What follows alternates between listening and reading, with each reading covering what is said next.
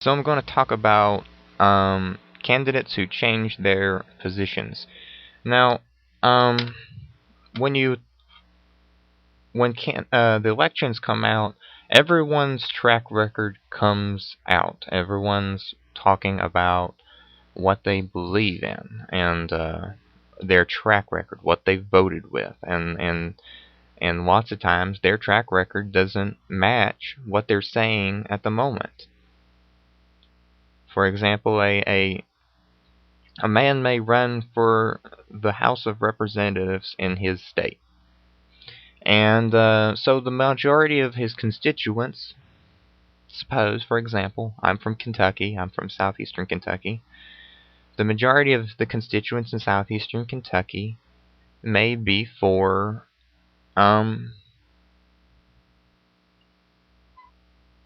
building a wall across the Mexican border. Keep those illegals out. The majority of the constituents may be for that. So, well, okay. The candidate goes, okay, that's the majority of my constituents. He puts out his surveys. He's surveying people. He puts out the polls, and he's listening to people. Everyone tells him, build a wall. We don't want the illegal aliens here in our country. So, when the bills come out, he votes with the people. Flash forward in a couple years. All of a sudden, this representative decides, okay, maybe I should vote with, maybe I should run for, maybe I should run for the House of Representatives in the federal government. The district's bigger, the pay's better, blah blah blah, all this. So he decides to go and run for, say, the Senate in Washington D.C. That's what he's running for. He's added more constituents to his base. He's got more people who are going to be voting for him. Suddenly, the amount of the percent of constituents that want him to keep these illegal aliens out suddenly got smaller because, say, the majority of people in the district they like these illegals. They like them working in the agriculture sector and keeping prices low. They run this country. Everyone's saying the same thing. They run this country. They like how that they'll do the work that most Americans won't. We need to give them give every illegal a green card. Suddenly this senator needs to change his position, or this guy who's running for Senate needs to change his position rather. And people are like, your voting record, it says that you voted for building a wall. But now he's giving these political answers like, oh, I think I was wrong and blah blah blah this, and he won't actually say that he's wrong, but he'll give a political answer and say, hey, I believe with the majority of the constituents now. So suppose he gets elected. He's going to be voting for giving illegals green cards. He's going to be voting with the people. He's going to continue this. And what's going to happen now? All those people that he was voted, who were used to be the majority, are suddenly the minority. And he turned his back on them. So later on in life, though, this can actually come back to bite you. When you're going to run for re-election, those people are going to say, hey, this candidate, he's a backstabber. You're going to have a lot of slurs on your name. The first time you run, everyone may love you. But the second time you run, those people are going to come back to bite you. They're going to tell you, hey, they're going to tell everyone what you done. He's a backstabber. He changes his position. He's a flip-flopper. We see Mitt Romney in the news all the time. He changes his view based on the audience he's in front of.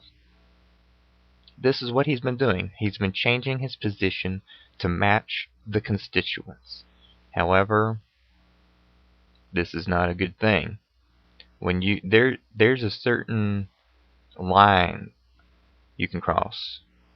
You see, when you can change your position, that's not frowned upon. People like it when a man will say, okay, I want to vote with the majority of people. They respect a candidate who will do that. However, there's such a thing as too many issues that you flip-flop on. It's okay to flip-flop on 2 or 3 issues, but it's not okay to flip-flop on all of them. And this is exactly what Mitt Romney has been doing. He's been flip-flopping on all of the issues. First he's for abortion, then he's against abortion. Then he's for abortion, then he's against abortion. So, at the moment, he may be for abortion. And you pro-choice people out there may say, oh, I like Mitt Romney, he's pro-choice. But who's to say he's not going to change on you again? So, that's why changing your position is sometimes good, sometimes it's bad. And going on in the second thing that I've written on my notebook, why minority candidates are the best candidates. Well, that's kind of the same as what I've been saying already. The minority candidates may agree with the minority of people. The majority of people may say, hey, we want to... I got something here. The majority of people may want citizenship for all illegals. But there's maybe that minority candidate out there that's for keeping our country's borders secure and everything. But you'll notice that the people who were running for candidacy that agree with the majority of people, they're more willing to flip-flop. And you see that with our mainstream candidates who are running right now. You see Newt Gingrich, you see Rick Santorum, you see Mitt Romney. They all flip-flop on the issues. I'm sorry if I leave someone out there. But then you get minority candidates who agree with the minority of people, and you get people like Ron Paul in there. You get John Huntsman. They're not. They agree with the minority of people. But those people are more driven, you notice. You notice that they're more willing to argue their case. It's like, this is why I believe the way I believe. And they will give you facts. They will drop facts on you. And you can't argue with facts. They will drown you literally in facts. And say, I've drawn my conclusion based on this. And that's what I like about a candidate. I like a candidate who will tell me, this is what I believe, and this is why I believe it. And they're willing to argue to the point that it destroys them. Literally. I mean, they're so driven and so good at what they do that it's to a fault. And I got something here, and I want to talk about something else here. Let's see, where's my pen? I got a pen. Okay, I want to flip my paper here. I wanted to bring out a point. Suppose, for a moment, that the presidency was decided by 100 voters. The 100 voters. There was 100 voters in that came on election day. No one was able to make it to the polls, and no one was able to vote except 100 people. Now, say, and I'm giving out random numbers here. This is not based on real what's going on in the news right now. You may watch the news and you'll see better numbers than what I'm giving you right now. Say there's 100 voters, 5 candidates. 100 voters and 5 candidates. I'll write this down. 5 candidates. Now, I want to give you the demographics of what these voters believe in. 75%, three-fourths of these people believe in citizenship for all. Citizenship for all illegals. And I'm using this issue. You've noticed I've continued to use this issue. I'm using this issue because it's been in the past, and it's actually the least talked about at the moment. I mean, you never hear a candidate talk about this at the anymore. But I'm using it because it's so general. There's no reason I'm using it. I'm just using it because I needed an issue for illegals. And then the minority, the 25% remaining, believes in building a wall in the Mexico border.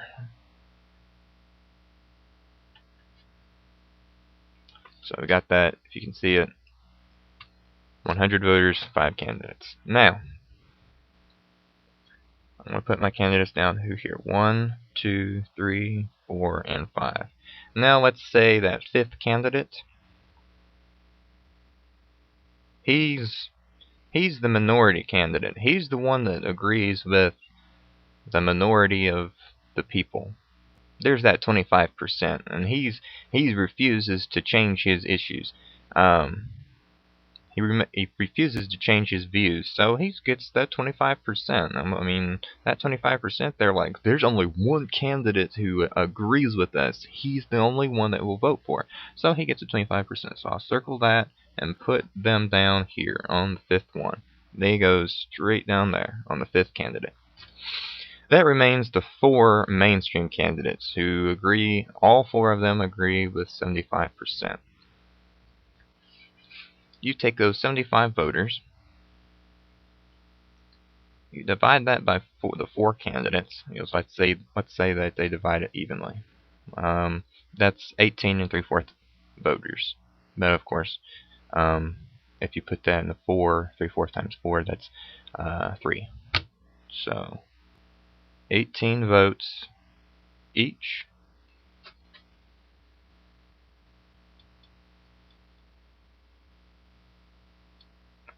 And that means that there's 3 remaining votes. And those 3 remaining votes agree with the mainstream candidate. So the number 1 candidate may, instead of getting 18, he'll get 20. And the number 2 candidate, because he's so popular, he gets 19. So that's where your remaining 3 votes go. However, your minority candidate got 25 votes. Your number 1 mainstream candidate, he only got 20. 19, 18, 18. And your candidate who stood on the issues, refused to change his view based on why he believed it, he won. So that's why I'm sort of giving you Ron Paul people a little bit of hope. But that's sort of what I believe there. I think that by standing on the issues, it just simply means that just because that there's the majority of people believe one way, doesn't necessarily mean that you always win. Now, something like this doesn't always happen. I mean, the majority of people will always win on the issues. The candidates who are running the Congress, they always want to vote with their constituents. And if you get a president in there that disagrees with all of them, then he's not going to get much done. You're going to get a divided Congress. You're going to have a president you're going to get a president who's Democrat, and you're going to get a Congress who's majority Republican, or vice versa.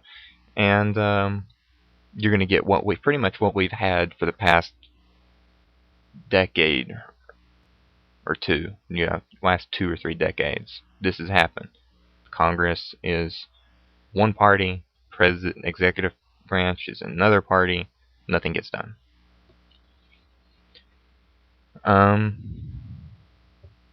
Final. I'm going to tell you who to vote for. Okay, I'm not going to tell you who to vote for, but I'm going to tell you what kind of candidate to vote for. Vote for a candidate who's got a willingness to take a stand for what they believe in. Just because they flip-flop on some issues doesn't necessarily mean they're bad. If they flip-flop, but just also keep in mind that there is such a thing as flip-flopping too much. If you flip-flop like on all of the issues, then odds are you're a horrible candidate. You're a horrible politician. Because of the fact that shows that you're a sellout. You sell out to the highest bidder. You don't have your own opinion, and people don't like that. People don't like a candidate who doesn't have their own opinion. A candidate who flip-flops on abortion or flip-flops on gay rights. I mean, that's what you get when you vote with a mainstream candidate. You get a candidate who is a sellout. These are the candidates that get the most money for some reason. And I don't think that that's right. So let's vote with the candidates that aren't so mainstream, okay? Politicians don't research enough issues. Okay, that kind of ties into what the last statement I said there. When a candidate flip-flops on his issues, he better do his research. I mean, a man from southeastern Kentucky who suddenly believes in citizenship for all illegals better do his research and be prepared to defend himself. And the same with gay rights. I mean, I've seen so many videos of Rick Santorum digging a hole because of the fact that he does not know the issue. He cannot defend himself worth a darn. He will. I mean, I saw this video. He was talking to these students at this college, and his view was, okay, I don't believe in gay marriage. Well, the majority of those kids in there had statistics. They had research. They had numbers, and they were spitting them out to him, and these were numbers he had never heard before. And all he could say was, "Oh, I don't believe that. Oh, I don't believe that." And he's a lawyer. I mean, lawyers use statistics. Why didn't he do his homework? He could have avoided all of this if he already knew these statistics and then researched something better. That's what lawyers do. They know that if they know that the defense is going to use this kind of statistic, they found something that's in the odds of their opponent, they're going to find a counter statistic. That's what you do as a lawyer. You counter a statistic with another statistic. And he did not know the issues. So find your candidate who knows the issues, is willingness to take a stand for what he believes in. And lots of times, this means, if it means he's flip-flopped, he better defend himself. He better be able to defend himself. He better defend himself well. But if he hasn't flip-flopped, then he still needs to do his research. And it seems that candidates who haven't flip-flopped on issues, they've been at it a lot longer. They're much more experienced in defending their issue. They're much more experienced in throwing facts in your face. If you're an opponent and you disagree with me, well, you guess what? You're wrong. I have the facts to prove it. And that's why I'm voting for Ron Paul. I mean, folks, Ron Paul, he's the candidate who hasn't flip-flopped. I mean, I think that someone once found something that he flip-flopped on, but it was for the better, in my opinion. He flip-flopped, he changed his view for the better. And I don't remember what that was, so don't ask. I saw a video on it on YouTube somewhere. If you want to find something like that, let me know. But Ron Paul has been saying the same things since the 80s. I mean, he's predicted the economic collapse, and he's predicted all of these things. They've come to true. He's a candidate who knows what he believes in. And let me ask you this before I go. Are you willing to have a president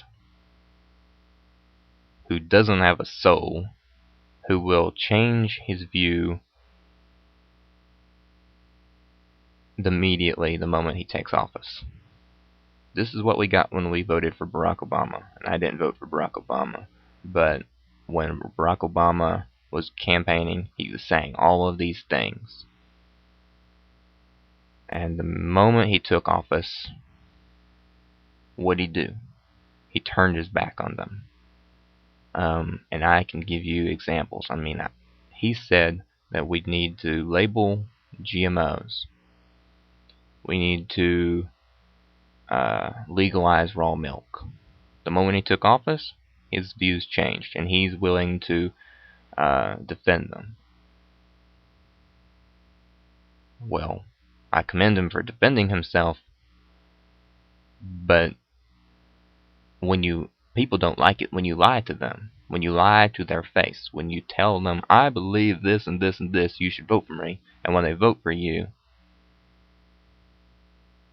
you don't. You turn your back. I mean, people's word means a lot these days. And when you go back on your word, you're a horrible person. I mean, that's what you are. You're a sellout, and you're a very horrible person. And this is why I like Ron Paul. He's not a sellout. He believes in these things, and he's willing to defend them. And I know I sound like a broken record. I've said that, I don't know how, 100 times probably in this couple-minute video. But I'll see you all later. And if you don't agree with me on the Ron Paul issue, I mean, that's your opinion. If you like Mitt Romney better than Ron Paul, vote for Mitt Romney. If you like Newt Gingrich, vote for Newt Gingrich. If you like Obama, vote for Obama. I mean, but think about these issues that I've said. Look at the candidates, and are they willing to take a stand for what they believe in? And will they turn their back on you once they're elected? Take these into account, and then make your decision. And you all have a nice day.